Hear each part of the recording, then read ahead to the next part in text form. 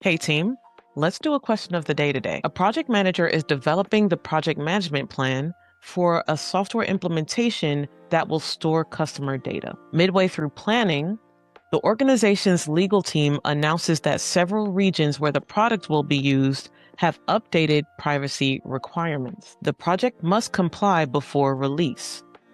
How should the project manager categorize this influence?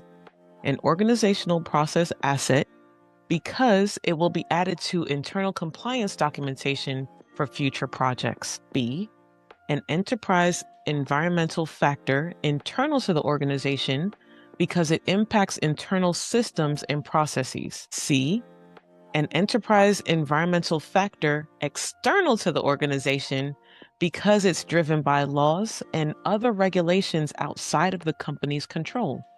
D, an organizational process asset because it changes how work will be performed.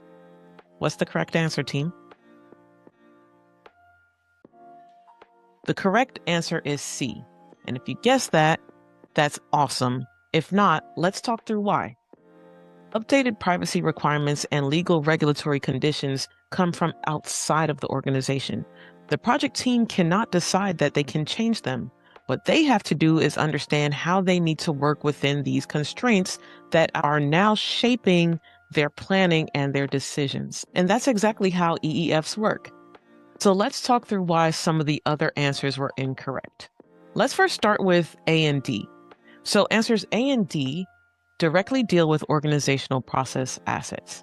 And even though the organization can document how it complied with the regulation itself, the regulation is not an internal reusable asset. So now let's look at B.